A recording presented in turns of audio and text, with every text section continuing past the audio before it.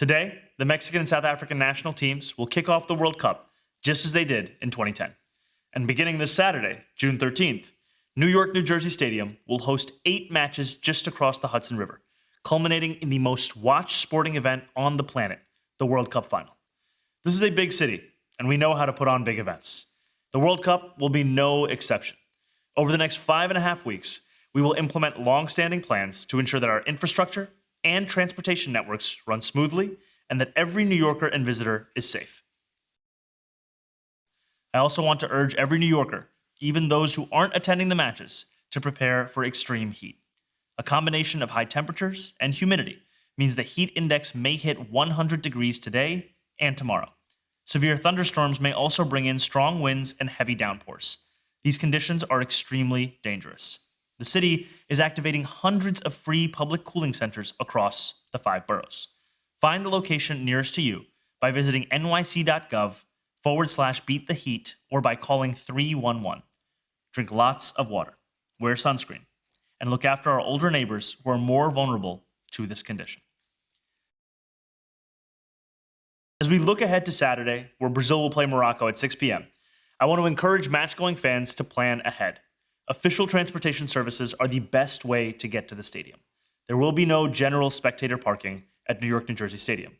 Please purchase your New Jersey Transit Rail or Stadium Shuttle ticket in advance. Demand will be high. For those who plan to rely on rideshare, drop-off is more than 1 mile away from the stadium. Your best bet is to use public transit. New Yorkers should plan for increased congestion and traffic delays, especially in Midtown Manhattan. And please beware of taxi hustling, which is much less cool than it sounds.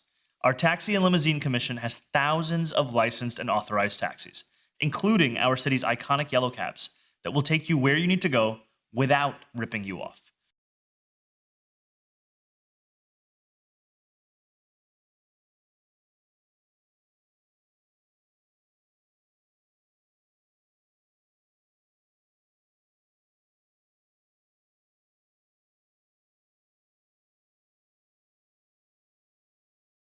Players we will watch over the coming weeks have looked forward to this moment for their entire lives. Players like Senegal's Ismaïla Sarr, who quit his apprenticeship as a tailor when he was a teenager in a small town on the Mauritanian border so he could chase his love of the beautiful game. Nothing about him stepping out onto this pitch was promised. Nothing about it was inevitable. Players like Panama's José Fajardo, who worked construction along the Panama Canal before he finally made it pro at the age of 24. When we celebrate the World Cup, we are celebrating a working-class sport and the working people who play it. And finally, for the many New Yorkers who are so excited to watch this tournament across our city, I encourage you to take advantage of the many opportunities to do so, because the World Cup belongs to you. There are free fan fests in all 5 boroughs, including our official FIFA Fan Fest in Flushing Meadows Corona Park, which opens today.